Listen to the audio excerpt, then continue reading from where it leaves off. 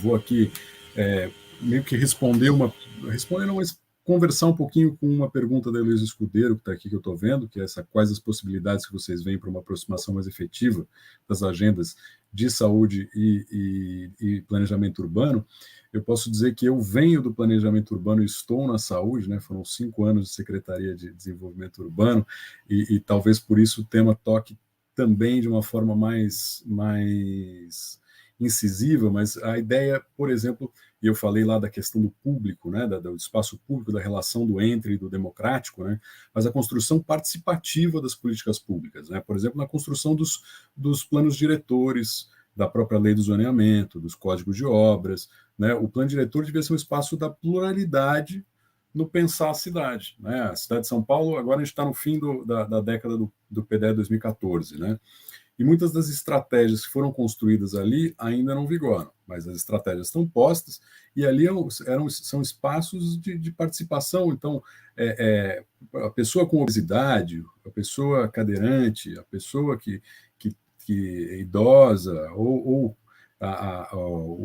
o planejador urbano, né, eu acho que todos esses podem estar reunidos, né, e pensar a cidade para além das próprias caixinhas, para pensar o que se quer na cidade, né? A gente tinha aqui como estratégias na cidade de São Paulo melhorar a mobilidade urbana, né? Então, como é que isso faz? É aumentando calçada, é construção de parques, né? Qualificar a vida nos bairros, então pensar o bairro e não a cidade que se vai para o centro e se volta para a periferia, né? Então, essa coisa, como é que... E aí entra a coisa da agricultura urbana, da questão da economia circular naqueles espaços, então tem a parte da economia que está ligada a isso, e a existência de áreas verdes, né? Houve uma potencialização do número de parques marcados, não necessariamente eles viraram parques mesmo, mas e que é um tema que a Fundação Bernard Van Leer trabalha no Urban 95, porque a gente precisa, né, pensar a cidade a 95 centímetros,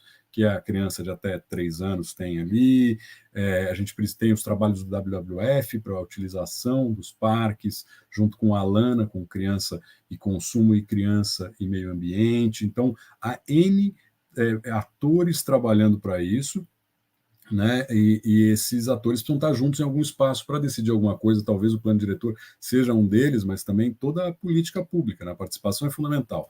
E é fundamental que também existam dados e evidências para a construção dessas políticas, coisa que a gente vem fazendo no Cordial nas diferentes áreas, mas não só a gente, né? E eu acho que nesse Lancet que eu falei, teve um texto legal, que é usando dados para desenvolver indicadores espaciais de desenho urbano e transporte que possam ativar saúde e sustentabilidade, cidades saudáveis e sustentáveis. E eu acho que é isso. Quais são os marcadores de qualidade de vida numa cidade? Né? Em relação ao ambiente obesogênico, em relação ao ambiente caminhável, em relação à construção de vida ativa, aos espaços de saúde. Então, como que a gente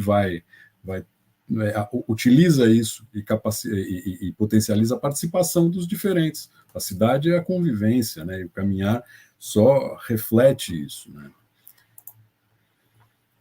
Só complementando, vou puxar um gancho aqui do Gui, além dos dados, né, eu acho que também tem a questão de dados, que esses dados eles sejam feitos considerando questões de raça, de gênero, de renda, né, partindo então de desigualdades socioespaciais, porque também a gente tem desigualdades muito grandes na cidade em relação ao acesso a calçadas de qualidade, e isso também reflete muito mulheres, por exemplo, mulheres são as que mais caminham nas cidades, então a gente precisa entender, além de ter o acesso ao dado, esses dados precisam levar em consideração os nossos marcadores sociais das diferenças, né?